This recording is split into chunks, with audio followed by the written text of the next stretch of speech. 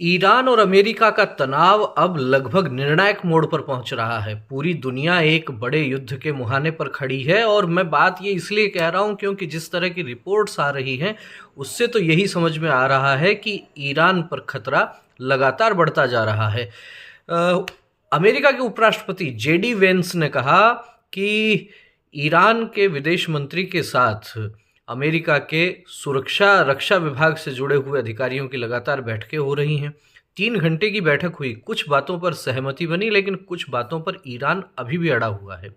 JD Vance ने यह भी कहा कि अमेरिकी राष्ट्रपति डोनाल्ड ट्रंप ने जो रेड लाइन दी है उसकी कई बातों पर ईरान अभी सहमत नहीं है, और यदि ईरान सहमत नहीं है तो सब जानते हैं कि डोनाल्ड ट्रंप किस तरह से काम करते हैं।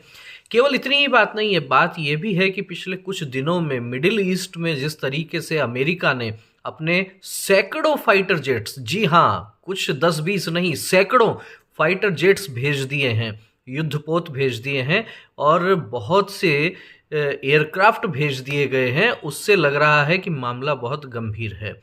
अमेरिका ईरान पर बड़ा हमला कर सकता है। बताया यह भी जा रहा है, पेंटागन के सूत्रों से इस तरह की चर्चाएं मीडिया में बाहर आ रही हैं कि यदि ईरान पर हमला करता है अमेरिका तो ये हमला छोटा मोटा हमला नहीं होगा। वेनेजुएला में जो कार्रवाई हुई उससे कहीं अधिक बड़ा हमला ये हो सकता है और ये हमला कई हफ्ते तक चल सकता है। कुल मिलाकर अंजाम तक पहुंचाया जा सकता है इस मामले को, और इसमें अमेरिका साथ ले सकता है इजराइल का। बताया जा रहा है कि इजराइल और अमेरिका दोनों मिलकर ईरान को नाकों चने चबवा सकते हैं और ईरान का जो एटॉमिक सिस्टम है उस पर हमला किया जा सकता है, उसको छिन्न भिन्न तहस नहस किया जा सकता है। ईरान और इजराइल की दुश्मनी भी जगजाहिर है।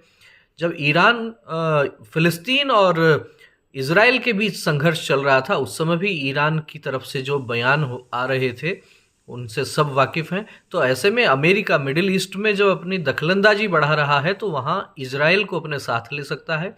इजराइल के अलावा भी मिडिल ईस्ट में अमेरिका के पास कई सैन्य ठिकाने हैं, उनका उपयोग भी अमेरिका कर सकता है। तो संभावना ये जताई जा रही है कि हमला बड़ा हो सकता है।